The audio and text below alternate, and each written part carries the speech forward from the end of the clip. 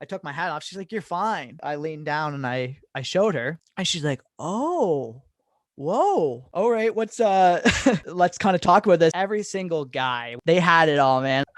Backwards hat goes on. You got the flow kind of going in the front. Okay, I'm rocking it. The boyfriend of the girl, he's like, just so you know, bro, we're going to a club and you cannot wear hats there. And my stomach sank that moment. Totally uncomfortable. In school, I never really fully knew where I fit in. Eventually, through into high school, started getting comments on my hair flip, and I started getting myself involved in things like being in a band. That kind of just took me to a whole new level with popularity and girls and kind of having a whole new identity for myself. Being in a band was the coolest thing. People give me attention that I've kind of been seeking for my entire life. I became very attached to that look. And I think that's what led me to the ups and downs of being insecure about hair loss. I ended up being a music director at a camp. Kids will say it as it is. My receding started in the crown. I was pretty full of myself, to be honest. And I never really got brought down once I was put up. This kid in front of like a lot of people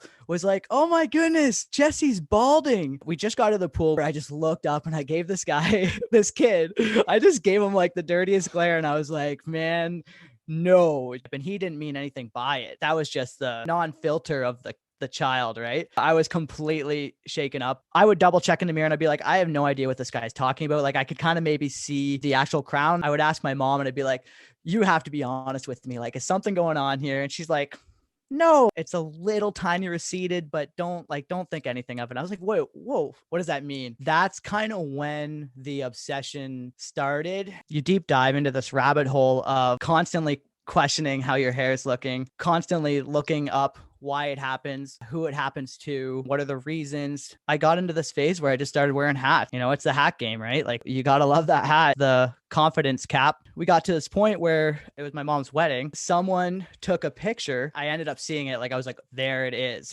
This makes so much sense. I think when you get to it, you really felt like you weren't going to be as attractive to your partner and to others, especially as like an artist and an entertainer. You feel like you're not going to be as worthy for some reason. That ended up being the turning point to like consistently wearing hats just to keep the image alive and make sure that I was like comfortable in any social setting. But as we know, we can't always wear hats.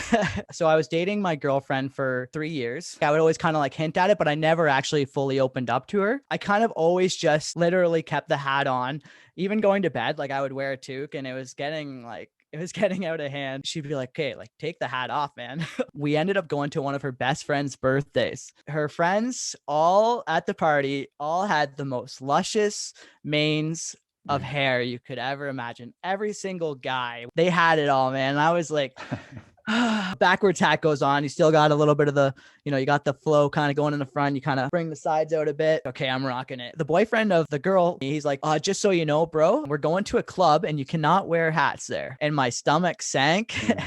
I had that moment, totally uncomfortable. I went upstairs and I sat with myself in the mirror for like 10, 15 minutes, just kind of like looking at myself like it's okay. And at this point, there was a relatively noticeable balding spot. I was very, very self-conscious at this point. I was up there so long. My girlfriend came upstairs and this was the moment that I had to like really let her in. She comes upstairs and she's like, "What's your deal?" And I'm like, I really don't want to take my hat off and go downstairs. One, because I'm obviously dealing with these insecurities about my bald spot. And two, like everybody's got a luscious head of hair. I took my hat off. She's like, "You're fine." I leaned down and I showed her and she's like, "Oh, whoa, all right, what's let's kind of talk about this." And then she's like, "Well, but at the same time, there's a little bit of urgency, right? Because there's a party going on and we got to get going." So I kind of in a nutshell kind of explained to her what's been going on and how it actually has been like emotionally wearing me down. I'm like, "Help me out here. Do you have some way that we could cover this up?" She did some like, "I will literally go and get some makeup and I'll like fill in the blanks." And I was like, "Thank you. Like, I'll do anything." This is where I can't stress enough for like people to not be ashamed of it. This is my personal story.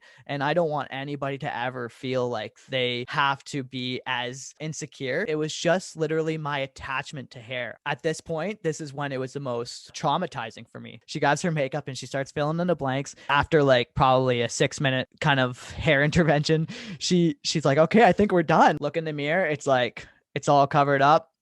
I'm like, oh, like I take a deep breath. probably took a shot, and I was like, okay, let's get back in the ring. Go downstairs, and there's some guys that I met that night that had no idea how I was feeling, and they were like, dude, where have you been? Came down with Samantha, and they're like, oh, we know what you were doing, man. I was like, oh my gosh. And it ended up being a spectacular night. That was a big milestone in this whole journey, right? That's when I continued on the journey, and I discovered you can kind of cover this up. Long behold, there's hair fibers, right? You do your Googling and you're like, whoa, what is this magic powder? So that was a world that I jumped into for probably a year and a half. Very expensive, by the way.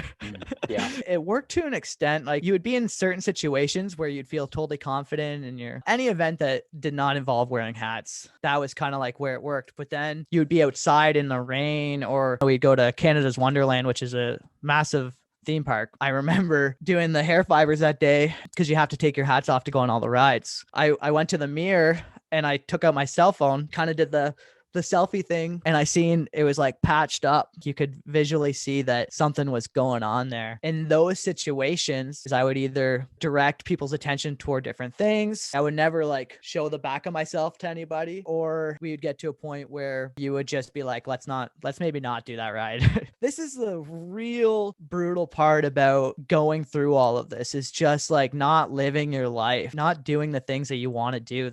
You're literally holding yourself back for one thing. For me to like hold back on those things because my mind is literally in one spot, it really, really hurt the soul, like really badly. So as like the researching went on, I had to see what the excitement was behind the hair club. So they took me in, they put the little cap on, they sized my head. I got home and I really did some thinking, and I kind of talked to a few people, and I was like, I don't think this is me. So I put that on the back burner, but it was still like an option because I'm still going through the motions of dealing with, why am I so emotional about losing my hair? Like, why, right? We go through a lot of these moments. Some are bigger than others, right? You still live your life, especially, like I said, being a hat warrior. You put the hat on, you move on. So 2 videos I wanted to share with you. Bungee jumping at the Great Canadian Bungee. It's a beautiful place where you can bungee jump almost 200 feet. It's just the most insane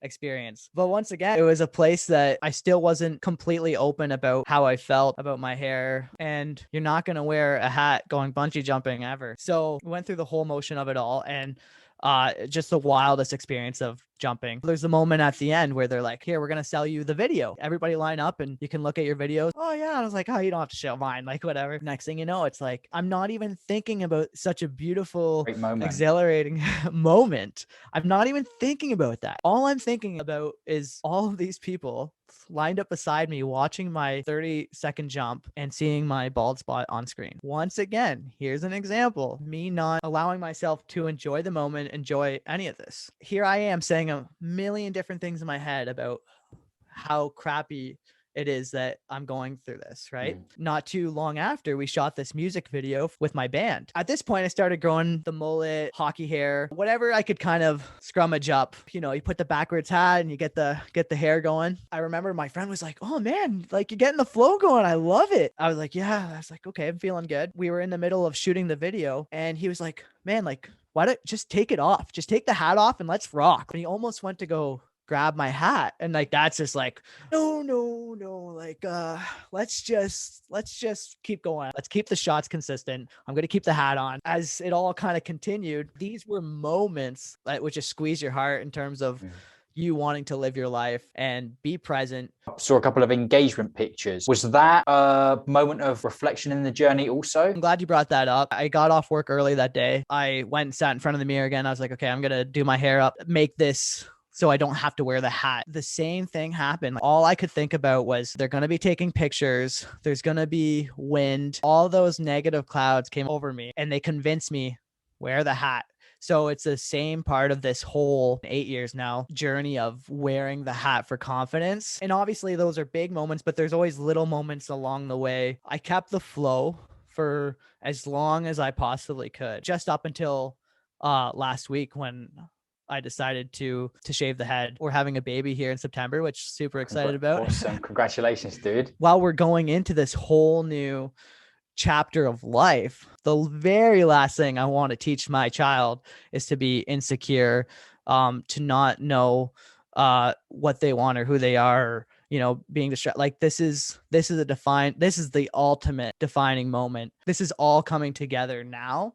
And so yeah, sitting in front of the mirror in that moment was just like the ultimate enlightenment of being like, whoa, this is much bigger than just that. So let's get this all on the road. Let's get the show back on the road, and we're gonna shave the head. So I grew the hair out like to the most uncomfortably long point where it was like, you cannot take your hat off. And I knew that I'm going to be going to an event where I'm taking my hat off. Like, I just want to feel good. I went through some confident videos. I went and listened to some of my heroes. Then I went and did my Bald Cafe, you know, 1.5 hour sit down therapy session. Not like someone's going to go 3, 2, 1, jump, and you're going 200 feet down.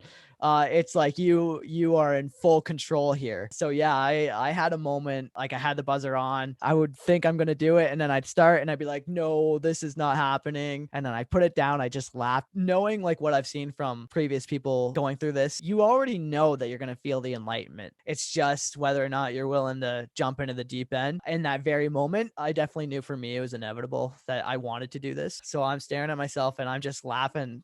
And it was just that complete fuck it moment. The buzzer went on, and there you go. And I just knew as soon as you get that first little tick, you're like, there's no going back. I was actually very surprised at how well that pair of clippers worked and how fast it worked once I started going. I knew I was still like shaking and trembling a little bit, but as I progressed in that moment, the feeling of just pure weight lifted off the shoulders. And it's just time to just move on. For anybody going through this, you just want to always remember you have so much other than just your hair, and we'll just go through all of it one at a time and just enjoy the fact that there is so much more. Thank you so much. Thank you so much. And thank you, Bald Cafe.